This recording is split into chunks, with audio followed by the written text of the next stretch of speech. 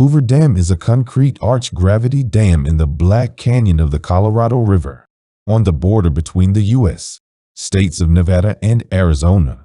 It was constructed between 1931 and 1936 during the Great Depression and was dedicated on September 30, 1935, by President Franklin D. Roosevelt. Its construction was the result of a massive effort involving thousands of workers and cost over 100 lives. It was referred to as the Hoover Dam, after President Herbert Hoover, in bills passed by Congress during its construction. It was named the Boulder Dam by the Roosevelt administration. The Hoover Dam name was restored by Congress in 1947. Since about 1900, the Black Canyon and nearby Boulder Canyon had been investigated for their potential to support a dam that would control floods, provide irrigation water, and produce hydroelectric power. In 1928, Congress authorized the project. The winning bid to build the dam was submitted by a consortium named Six Companies, Inc., which began construction of the dam in early 1931. Such a large concrete structure had never been built before, and some of the techniques were unproven. The torrid summer weather and lack of facilities near the site also presented difficulties. Nevertheless, Six Companies turned the dam over to the federal government on March 1, 1936, more than 2 years ahead of schedule. Hoover Dam impounds Lake Mead, the largest reservoir in the United States by volume when full. The dam is located near Boulder City, Nevada, a municipality originally constructed for workers on the construction project, about 30 mi, 48 kilometers, southeast of Las Vegas, Nevada. The dam's generators provide power for public and private utilities in Nevada, Arizona, and California. Hoover Dam is a major tourist attraction, with 7 million tourists a year. The heavily traveled U.S.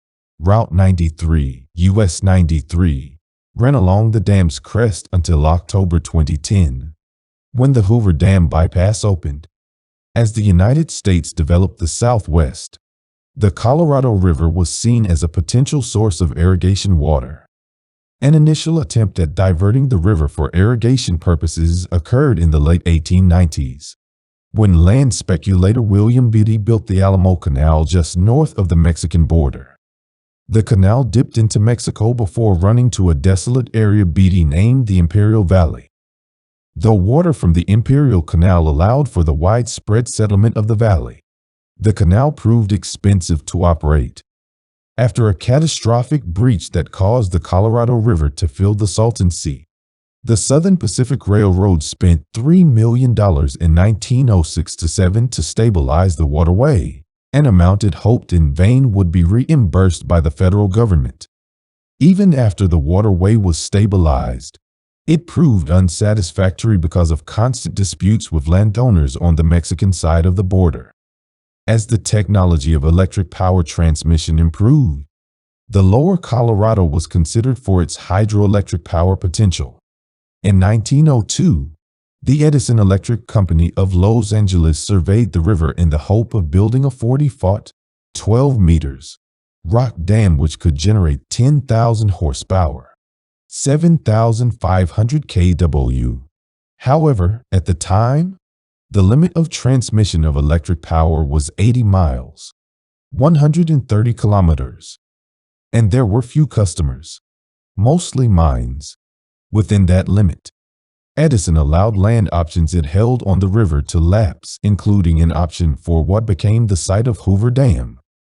In the following years, the Bureau of Reclamation, BOR, known as the Reclamation Service at the time, also considered the lower Colorado as the site for a dam. Service Chief Arthur Powell Davis proposed using dynamite to collapse the walls of Boulder Canyon, 20 miles, 32 kilometers, north of the eventual dam site, into the river. The river would carry off the smaller pieces of debris, and a dam would be built incorporating the remaining rubble. In 1922, after considering it for several years, The Reclamation Service finally rejected the proposal, citing doubts about the improvement technique and questions as to whether it would, in fact, save money. Even before Congress approved the Boulder Canyon project, the Bureau of Reclamation was considering what kind of dam should be used. Officials eventually decided on a massive concrete arch gravity dam, the design of which was overseen by the Bureau's chief design engineer John L. Savage. The monolithic dam would be thick at the bottom and thin near the top, and would present a convex face towards the water above the dam. The curving arch of the dam would transmit the water's force into the abutments, in this case the rock walls of the canyon. The wedge-shaped dam would be 660 feet, 200 meters, thick at the bottom, narrowing to 45 feet, 14 meters, at the top, leaving room for a highway connecting Nevada and Arizona. On January 10, 1931, the Bureau made the bid documents available to interested parties at $5 a copy. The government was to provide the materials, and the contractor was to prepare the site and build the dam. The dam was described in minute detail, covering 100 pages of text and 76 drawings. A $2 million bid bond was to accompany each bid. The winner would have to post a $5 million performance bond. The contractor had 7 years to build the dam, or penalties would ensue. The Wattis brothers, heads of the Utah Construction Company, were interested in bidding on the project, but lacked the money for the performance bond. They lacked sufficient resources even in combination with their longtime partners, Morris and Knudsen, which employed the nation's leading dam builder, Frank Crowe.